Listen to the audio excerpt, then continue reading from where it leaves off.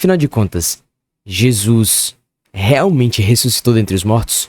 4 provas da ressurreição de Jesus. A primeira das 4 evidências que Jesus de fato ressuscitou entre os mortos está no fato de que ele realmente morreu. É interessante que quando a gente vê o que algumas pessoas dentro da academia dos ateus, dos céticos, tentam falar da teoria do desmaio, dizendo que o Senhor, ele não morreu na cruz, ele apenas desmaiou, ele apenas ficou desacordado. E por isso, depois ele foi visto por outras pessoas, porque de fato Jesus não morreu. Mas isso não é verdade. Até porque no relato bíblico, vamos ver aqui na passagem de João capítulo 19, diz o seguinte: mas quando chegaram a Jesus, constatando que já estava morto, não lhe quebraram as pernas. Em vez disso, um dos soldados perfurou o lado de Jesus com uma lança e logo saiu sangue e água. Vou ler novamente esse primeiro parte.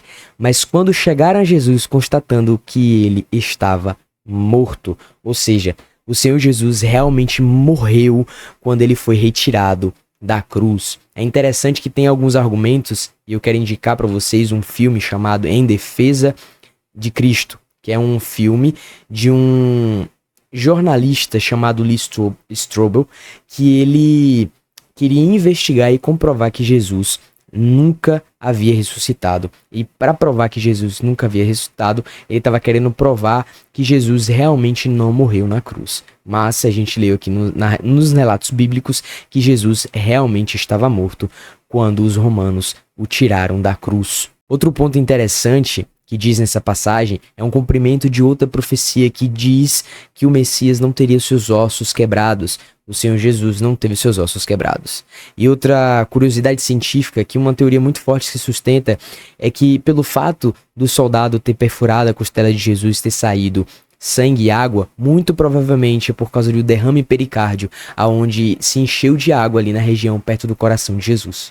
Segunda prova que Jesus de fato ressuscitou dentre os mortos é o fato de que havia pessoas que viram Jesus morto e depois viram Jesus ressurreto. Ou seja, havia testemunhas oculares da morte e da ressurreição de Cristo. Vamos ver na passagem bíblica. Em 1 Coríntios, capítulo número 15, o apóstolo Paulo vai dizer no verso 5 em diante: e apareceu a Pedro, depois aos 12. Depois disso apareceu a mais de 500 irmãos de uma só vez, a maioria dos quais ainda vive, embora alguns já tenham adormecido. Depois apareceu a Tiago e então a todos os apóstolos. Depois destes, apareceu também a mim, como um que nasceu fora de tempo.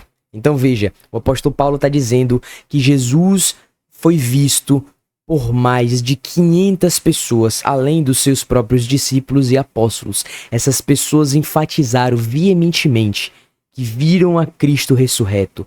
É muita gente tentando sustentar essa narrativa de que Jesus havia sido morto na cruz e depois foi visto em várias regiões, ressurreto, vivo, em carne, não em espírito. O Senhor realmente ressuscitou dentre os mortos, segundo as Escrituras. E nesse capítulo de número 15, o apóstolo Paulo vai dizer como a ressurreição de Cristo é importante, como que ela traz a esperança da glória, porque foi a partir da ressurreição de Jesus que nós podemos ter esperança de um dia ganhar o céu, a vida eterna, através do sacrifício que Jesus fez na cruz do Calvário. A terceira prova que Jesus ressuscitou dentre os mortos é através de, caso você não saiba, o documento histórico mais confiável da face da terra, que se chama Novo Testamento, a Bíblia. Os 27 livros do Novo Testamento é o documento histórico mais confiável do mundo. Não existe nenhum documento histórico, filosófico, seja qual for a área, que tenha mais confiabilidade histórica e científica do que o Novo Testamento, no sentido de realmente ser comprovado que esse documento tem uma autoridade, uma confiabilidade muito grande. E através da passagem desse manuscrito, Lá em 1 Coríntios, como a gente viu, no capítulo de número 15, em os versos anteriores, 3 e 4, diz o seguinte: Pois o que primeiramente lhes transmiti foi o que recebi, que Cristo morreu pelos nossos pecados, segundo as Escrituras. Foi sepultado e ressuscitou no terceiro dia, segundo as Escrituras.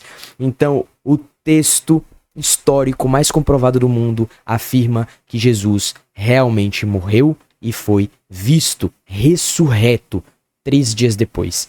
O Senhor vive e reina, segundo as Escrituras. A quarta e última prova que o Senhor Jesus de fato ressuscitou dentre os mortos é que não se encontrou o seu corpo.